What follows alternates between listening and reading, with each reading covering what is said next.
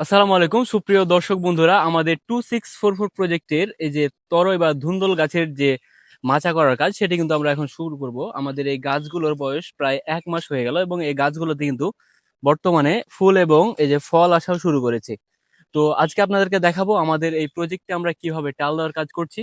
আপনারা আমাদের সাথে থাকবেন এবং আমাদের এই চ্যানেলটিকে আপনারা সাবস্ক্রাইব করে দেবেন। ফসলের মাচা বা টাল দেওয়ার জন্য শুরুতে যে জিনিসটির প্রয়োজন হয় সেটি হচ্ছে খুঁটি। আমার প্রজেক্টের অন্যান্য অংশে কিছু মেহগনের গাছ, কিছু নিম গাছ এবং কিছু কাঁঠাল গাছ আমার কেনা আছে। আমরা সেখান থেকে কিছু সোজা ডাল দেখে কেটে নিব। গাছের সোজা এবং মোটা ডালগুলো কাটার জন্য আমার বন্ধু রজিবুল গাছে উঠেছিল। অত্যন্ত পরিশ্রমী এবং ভদ্র স্বভাবের একজন মানুষ। সেই ডাল কাটার কিছু অংশ আপনাদেরকে দেখানোর চেষ্টা করলাম। এই যে একটা ডাল কিন্তু কেটে পড়ে গেল। একটি মাচা বা টাল করার জন্য বেশ কিছু ডালের প্রয়োজন, যে ডালগুলো দিয়ে আমরা খুঁটি বানাবো। তাই শুরুতে আমরা সবগুলো খুঁটি একত্রিত করে নেব এবং পরবর্তীতে আমরা এখানে টাল দেওয়ার কাজটি শুরু করব। আমাদের এই টাল দেওয়ার কাজটি আরো কয়েকদিন আগেই করার প্রয়োজন ছিল, তবে আমাদের ব্যস্ততার কারণে আমরা এই কাজটি করতে পারিনি। তবে আজকে আমরা আমাদের এই টালটি দিয়ে শেষ করলাম আলহামদুলিল্লাহ। সো ফাইনালি আমরা আমাদের তরাই বা ধুন্দলের যে প্রজেক্ট সেখানে চলে এসেছি এবং একই সাথে এখানে বেগুন ও পেঁপের গাছও রয়েছে। তবে বেসিক্যালি আজকে আমরা তরই বা ধুন্দলের গাছে টাল দেব। ভিউয়ার্স, আপনাদেরকে দেখানোর চেষ্টা করছি আমাদের এই তরই বা ধুন্দুল গাছগুলোতে কি পরিমাণ তরয়ের ফুল চলে এসেছে।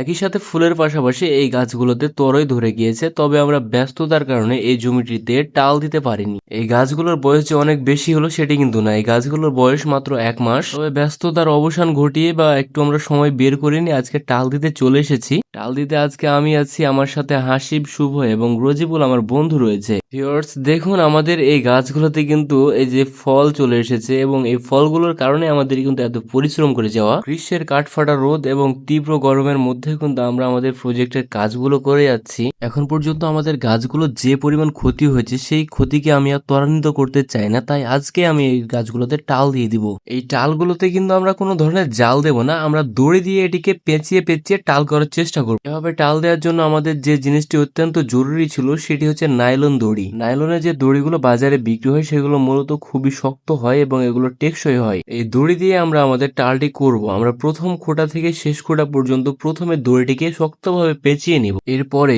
প্রতিটি দড়ির মধ্যে দিয়ে ওই দড়িগুলোকে আবার নিয়ে যাব এবং সেই দড়িগুলোর মধ্যে দিয়ে আবার দড়িগুলোকে নিয়ে যাব। এতে করে প্রত্যেকটি দড়ি একটি অপরটির সাথে জড়িয়ে যাবে এবং একত্রিত হবে বা সম্মিলিতভাবে একটি শক্ত মাচা বা টাল তৈরি হবে। এতে করে গাছগুলো যখন বেশি বড় হয়ে যাবে এবং ফলের ধারণ ক্ষমতা যখন বেড়ে যাবে তখন এই গাছের টালগুলো নুয়ে পড়বে না। কয়েকজন মিলে একই সাথে কাজটি করার কারণে আমাদের এই কাজটি করতে খুব সুবিধা হয়। গ্রীষ্মের তীব্র গরম থাকার কারণে আমরা এই কাজটি বিকেল বেলায় করছি। আমাদের মাচাদের এই কাজটি শেষ হওয়ার পূর্বে সন্ধ্যা নেমে এসেছিল এবং আমরা সন্ধ্যার পরেও কিছু কাজ করেছিলাম। টাল দেওয়া যখন চলমান সে সময় কিন্তু আমরা ঠেকা দিয়ে গাছগুলোকে টালের মধ্যে উঠিয়ে দেওয়ার চেষ্টা করছিলাম। তবে আমাদের টাল দেওয়ার কাজটি সন্ধ্যার পরে প্রায় এশার পর্যন্ত স্থায়ী হয়েছিল। সফলতা পেতে হলে পরিশ্রম করতে হবে, তাই আমাদের জন্য বিকেল বা সন্ধ্যা কোনো ফ্যাক্ট না। আমাদের এই প্রজেক্টগুলোর জন্য আপনারা সকলে দোয়া করবেন। আসসালামু আলাইকুম।